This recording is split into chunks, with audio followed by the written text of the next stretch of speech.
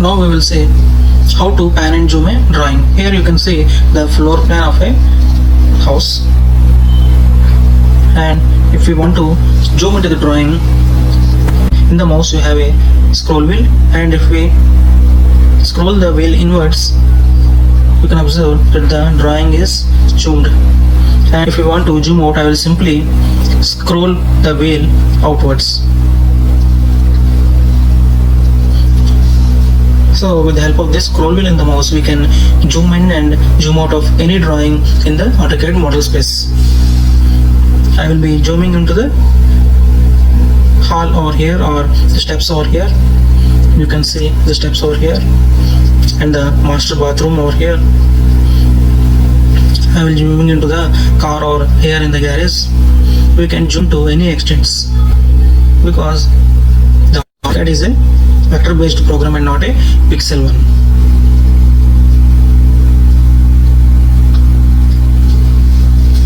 And we can also move drawing anywhere we want by panning the drawing. For moving the drawing, we have to simply hold the scroll wheel down, and you can see the hand symbol over here, and just I am dragging the mouse to the right side. You can see the drawing is moving, and now I will be leaving the mouse, and again I will hold the scroll wheel down in the mouse, and again I am sliding to the right side. This is how we can pan the drawing to anywhere. Again I will be holding the scroll wheel on the mouse down, and I am moving the mouse to the left side, and like this you can zoom and pan the drawing. In the kitchen area, I will be zooming this table, and you can observe the drawing over here. This is the model of the drawing which we have opened just now. Now you can see that after zooming, the lines are not in a perfect shape. For this, we can type the command region. Now you can see that the lines have come into perfect shape.